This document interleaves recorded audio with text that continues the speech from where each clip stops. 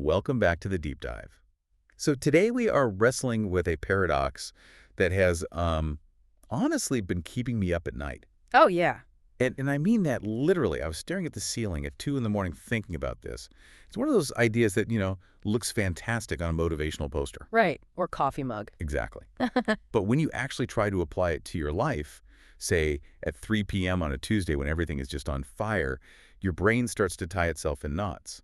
I love a good paradox. It usually means we're getting close to the truth, or at least to the messy center of things. Which one is haunting you this week? It's from the Stoic philosopher Epictetus. He has this core argument where he says, effectively, that the will is everything. Okay. And it's the only thing that's entirely within our control, the absolute seat of our power. But, and this is the thing, in the very same breath, he tells us we must not try to direct events. Yes. Accept things exactly as they are. Exactly. It just feels completely contradictory. The classic Stoic tension. The immovable object meets the irresistible force. Yeah. Usually when we talk about willpower in this culture, we're talking about gritting our teeth, forcing our way through obstacles, bending the world to our desires. A battering ram. We think of the will as a battering ram. So how can we be asked to have this supreme ironclad will, but also just sit back and accept whatever happens? It sounds like he's asking us to be unstoppable warriors who surrender. It does sound like a contradiction if you view will and acceptance as opposites, and frankly, most of us do. Right. We operate with this binary mindset. I can either fight for what I want, which is will, or I can give up and let things happen, which is acceptance. But that's what we're here for. Right. The mission of this deep dive is to see if we can reconcile them. We're looking at a fascinating stack of sources today that suggests these aren't two different choices. They are actually the same movement. The same movement. Okay, that's going to take some convincing. Because fighting and accepting feel like very, very different muscle groups to me. I thought you might say that. That's why we've gone really wide with the sources today. We aren't just looking at Epictetus. Oh. We have historical insights from Stephen Pressfield about a controversial ancient Greek general. We've got modern vulnerability research from Brené Brown, tactical advice from a soccer coach, and even some wisdom from Kevin Kelly and Stephen King. I never thought I'd see Epictetus, a soccer coach, and Stephen King in the same lineup. It sounds like the setup to a strange joke. It's an eclectic mix, for sure, but they're all circling the same truth. True power doesn't come from fighting reality. It comes from aligning with it. We're calling this concept the intelligence of acceptance. Okay, let's unpack this. If the will isn't a battering ram used to smash through reality, what is it? Because I think most listeners, myself included, think of will as the thing that gets you out of bed when you just want to sleep in. It is that, but it's more. According to the sources we're looking at, the will is the faculty we use to align ourselves with what must be. So it's not about forcing the world to be different, it's about choosing how we navigate what actually is. This reminds me of that excerpt from Stephen Pressfield, the one about the Athenian general Alcibiades. Right, from Tides of War. No, Alcibiades is a wild historical figure. Right? Wild is putting it mildly. He was a polarizing genius, a shapeshifter, a traitor, a hero, all of it. But Pressfield uses him to illustrate a profound point about leadership. Right. And Pressfield puts these incredible words in Alcibiades' mouth. Yeah. He says, I have dined on dreams, not alone to sustain myself, but to set a feast before others. Dine on dreams. It's such an evocative image, isn't it? It suggests a leader consumes possibility. They don't just eat bread and water. They feed on what could be. It is beautiful. But he goes on to say that not just any dream will do. This is the part that really got me.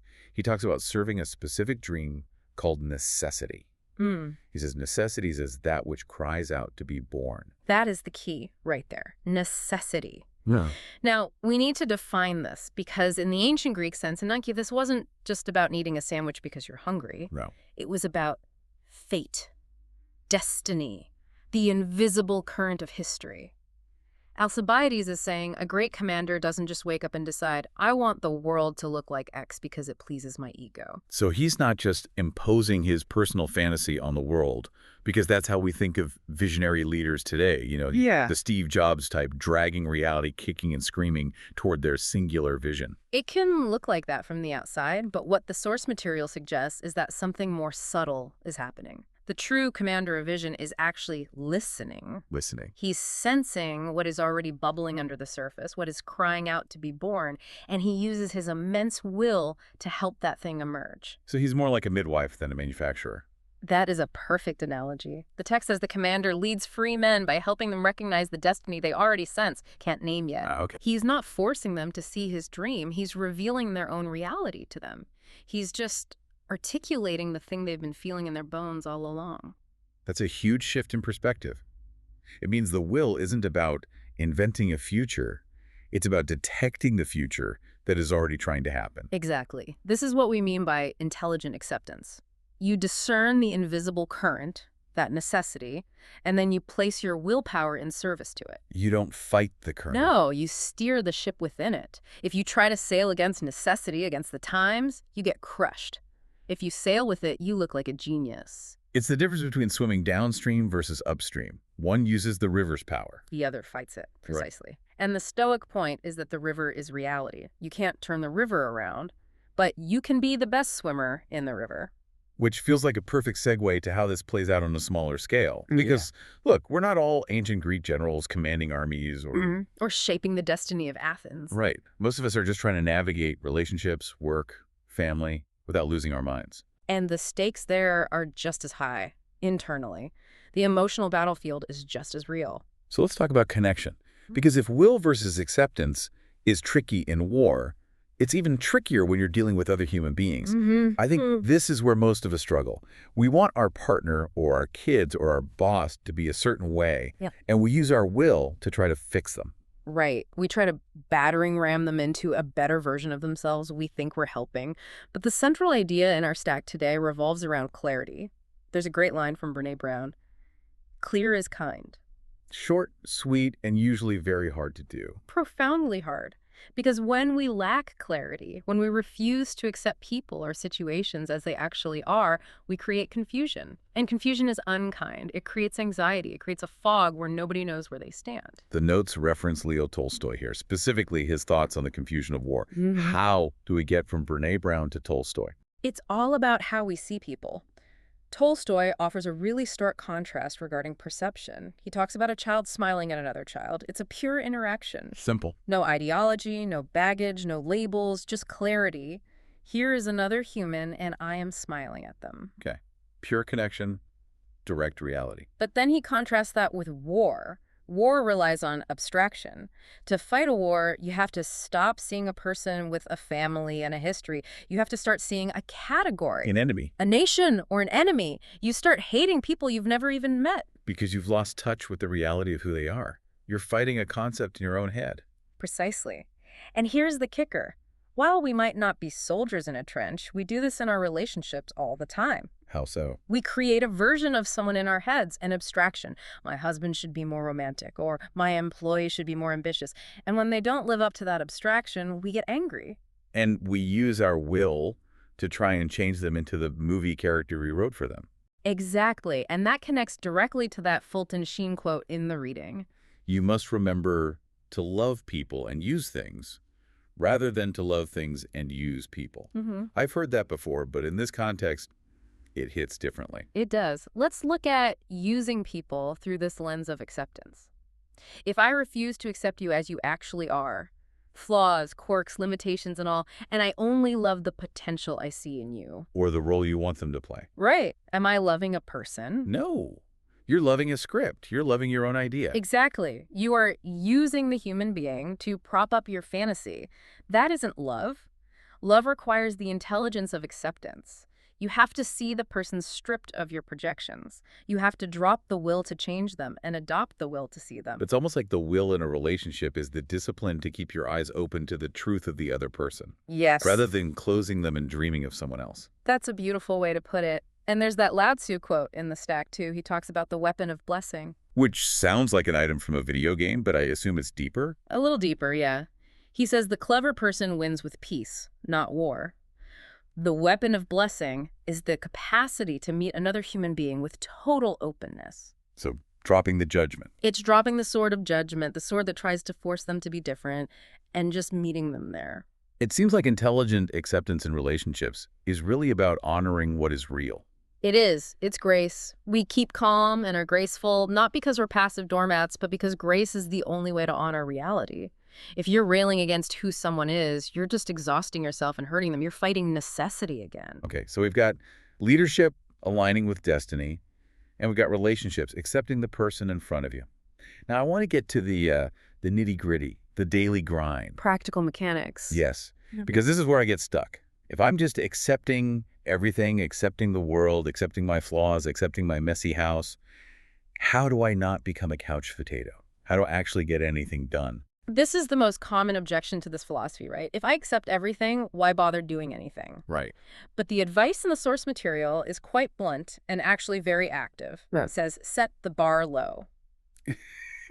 See, I hate that. Set the bar low. It sounds like giving up. It sounds like mediocrity. Yeah. Oh, just do the bare minimum. I know, it triggers our whole hustle culture alarm. But let's look closer at what the text actually says. It's not about setting the bar low for your goals. It's about setting the bar low for your conditions. Your conditions. The text says, today will not be perfect and nobody's going to get out of your way. Okay, that sounds like a typical Tuesday for me. Right. So setting the bar low means lowering your expectations for how smooth the process will be. It's realism. If you wake up expecting the world to part like the Red Sea for you, you're going to be furious by 9 a.m. because of traffic. And then I start complaining. And as the source says, complaining kills happiness. It wastes energy. Complaining is literally resistance against reality. You're spending your precious will arguing with a traffic jam. That is a poor use of resources. So if you accept it. If you accept intelligently that obstacles are just part of the landscape, you don't waste time being offended by them. You just navigate them. This is where the soccer coach comes in. I love this analogy because it's so dynamic. The phrase is, una jugada a la vez. Oh, one play at a time. Yeah. And the advice to the players is, read the defense, take what they give. Think about that in terms of life. You have a plan, right? You want to score a goal. That's the will. But the defense is standing there. That's reality. Okay. If you try to force the ball through 3 defenders because that was my plan, what happened? I lose the ball. Yeah. And I probably get counterattacked. Exactly. You lose the ball because you prioritize your fantasy of the play over the reality of the defense. The intelligent player accepts the reality. If they give you the sideline, you take the sideline. You don't force a play that isn't there. You clear the ball only when in trouble. You look up and build up. It's responsive. It's not passive at all. It's hyperactive. It's intelligent acceptance in motion. You are running, passing, thinking. But every action is a response to what is actually happening, not what you wished was happening. That makes the concept of surrender feel very different. It's not surrendering the goal, it's surrendering the rigidity of how you get there. Precisely. And this extends to when we screw up. Kevin Kelly has a great insight here in the notes. If you mess up, fess up. To own your mistakes is divine. I've always liked that line, but why divine? That seems like a big word for just admitting you spilled the milk. It's divine because it resolves the paradox we started with. Right. When you make a mistake, that mistake is now a historical fact. It is reality with a capital R. You can't unspill the milk. You can't. But our ego, our false will, wants to deny it. We want to argue with reality. I didn't mean to, or it wasn't my fault, or the glass was slippery. Wasting energy on the past. Totally. So the divine move is to accept the past instantly. You accept the reality of your fallibility. That's acceptance. And then? And here is the shift. You use your will to take responsibility for the fix. You say, I did this. Here is how I will make it right. That is powerful. It's separating the shame from the data. The mistake is just data. And owning it allows you to move forward. It preserves your energy for the solution. As Hemingway notes in our sources, we have to administer our capital intelligently. He was talking about health. Saying he needs rest to work at his best. Right, which is another form of acceptance, accepting your physical limits. You can't will yourself into having infinite energy. If you try, you burn out. That's poor administration of your capital. Exactly. Intelligent acceptance says, I am human, I need sleep, so that when I am awake, my will is sharp. It's resource management. If you deny your humanity, you lose your divinity, in a way. I want to pivot to the final piece of our puzzle, which is the creative process. We have some sources here talking about writing and art, Stephen King, mostly, but I think it applies to anyone trying to build something new. Definitely. Whether you're building a business, a book, or a family, it's all creation. And there's this quote in the notes, in order to truly listen, we must first be silent. This brings us right back to Epictetus and Alcibiades. Silence here isn't just, keeping your mouth shut. No. It is the will turned toward receptivity. Receptivity to what? To the idea that Alcibiades serving necessity. The artist or the writer doesn't manufacture inspiration out of thin air. They don't force meaning onto a blank page. They listen for it. They listen. They accept the intelligence of the story that is demanding to be told. The source material puts it beautifully. We don't try to anticipate what the work should be. We accept what it is becoming. That sounds lovely and mystical, but then we get hit with the reality check from Stephen King. Because if I just sit around listening for inspiration, I might never write a word. I might just take a nap. And that is where the other side of the paradox kicks in. King says, read a lot, write a lot, and plan your work. Work your plan. So how do we balance listening with working the plan? It's mystical listening combined with blue-collar discipline. You use your will to show up. You create the container. You say, I will sit in this chair for 2 hours. That is will. Okay. But once you are in the chair, you use acceptance to listen to what comes out. You don't judge it as it comes. You let it flow. It's not glamorous. No, it's not. The text mentions abandoning the fantasy of a spectacular finish for the reality of incremental progress. That hits home. We all want the montage moment where we win the championship. We don't want the 4 a.m. practice. But that 4 a.m. practice is the will finding its proper home. It's the humble discipline of showing up. You set the bar low enough that you can actually meet it, say, writing 500 words a day, and then you meet it. Consistently. And the text says something profound here that I think ties it all together.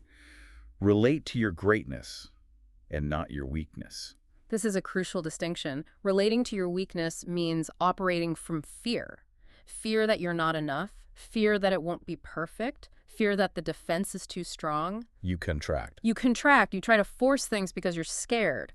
And relating to your greatness. In this context, it isn't about arrogance. It's not about thinking you're the best person in the room. It's about relating to your capacity to serve. It's relating to the fact that you can show up, you can listen, you can clear the ball when you're in trouble. Your capacity to bring that necessity into the world. Exactly. You are capable of doing the work. That is your greatness. The will isn't used to puff yourself up. It's used to steady yourself so you can do the job. So if we zoom all the way out, we started with this idea that will and acceptance are opposites, that Epictetus was giving us contradictory advice. But looking at all these sources, from the battlefield to the soccer pitch to the writer's desk, they really are the same thing. They are two sides of the same coin. It's all about alignment. Acceptance is the map. It's seeing the terrain clearly, seeing the defense, seeing the mistake you made, seeing the current of history. And will is the steering wheel. Will is the steering wheel. You can't steer if you refuse to look at the map, and looking at the map is useless if you refuse to steer. When you put them together, you stop fighting reality and start using it. You stop existing. And start living. Which brings us to that Oscar Wilde quote. To live is the rarest thing in the world. Most people exist, that is all. That is a heavy thought to end on. Most people just exist because they're either drifting without will or they're exhausting themselves fighting a reality they won't accept. Right. To live requires that active, intelligent engagement with what is. It requires you to be both the warrior and the sage. So here is the question we want to leave you with today. It's a challenge, really, based on everything we've read. The sources tell us to relate to our greatness and listen to necessity. So ask yourself this. Are you currently trying to force the world to fit your preferences? Are you banging your head against the wall because things aren't going your way? Or are you quiet enough and humble enough to hear what your life is actually asking of you? Are you forcing or are you serving what needs to be born? Something to chew on for the rest of the week. Thanks for diving in with us. See you next time.